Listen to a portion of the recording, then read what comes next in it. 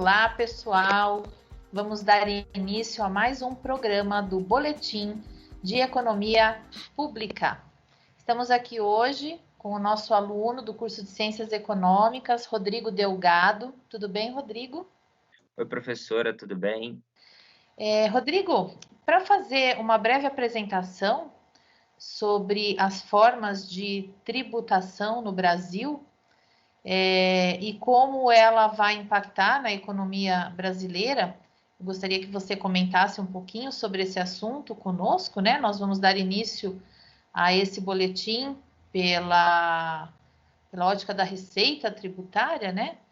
E para iniciar, é importante a gente entender, né, o que é essa receita tributária e para que ela serve. É isso mesmo, né, Rodrigo?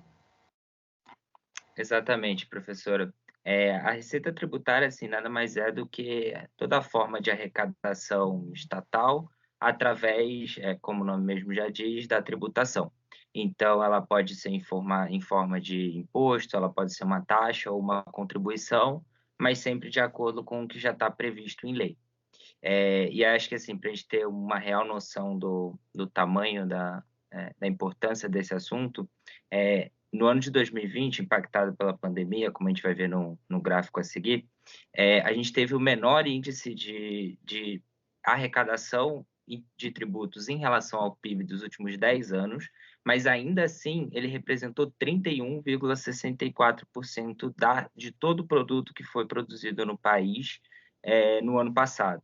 Então, a gente está falando realmente de um assunto que impacta bastante a economia pública.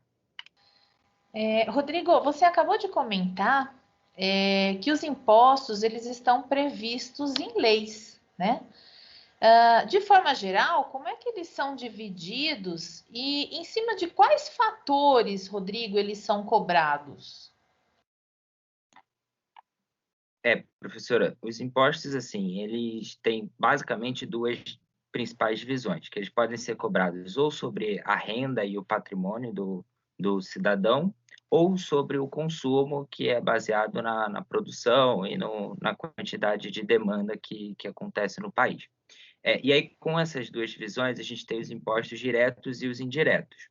Os diretos são aqueles que são em cima da renda ou do patrimônio da pessoa. Então, o principal exemplo deles é o imposto de renda. Então, quanto mais a pessoa tem rendimentos ao longo do ano, mais ela vai pagar de imposto para o Estado.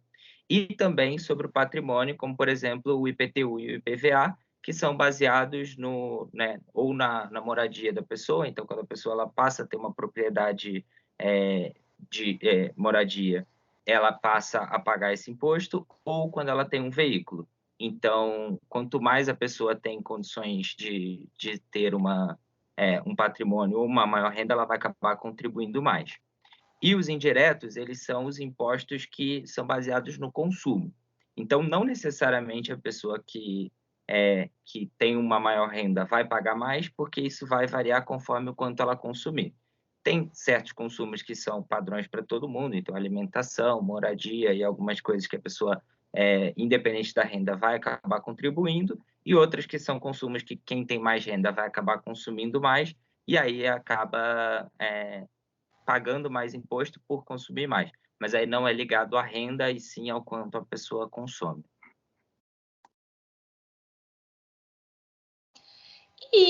Rodrigo, em relação à arrecadação, todos esses impostos, independente de qual for a sua incidência, eles vão para a mesma conta pública ou existe alguma divisão entre a arrecadação desses impostos? Excelente pergunta, professor. Na verdade, os impostos eles têm incidência basicamente nos três âmbitos geográficos que a gente tem. Então, tanto o governo federal, quanto estadual, quanto municipal, ele tem a incidência de impostos sobre o consumo, tanto diretos quanto indiretos, né, que em todos eles tem a finalidade de manter o cofre público funcionando, o investimento em infraestrutura, manter a condição pública, seja da cidade, do estado ou do país como um todo. E aí a diferença basicamente é o tamanho. Então, quando a gente fala dos impostos federais, hoje eles representam aproximadamente 60% do total de arrecadação tributária do país, enquanto os estaduais representam 28% e os municipais representam os 12% restantes.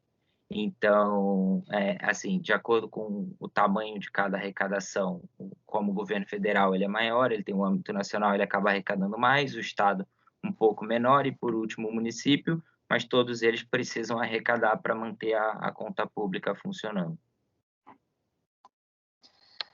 Rodrigo, só para a gente entender agora, essa incidência, ela não é necessariamente igual em todos os estados e municípios, né?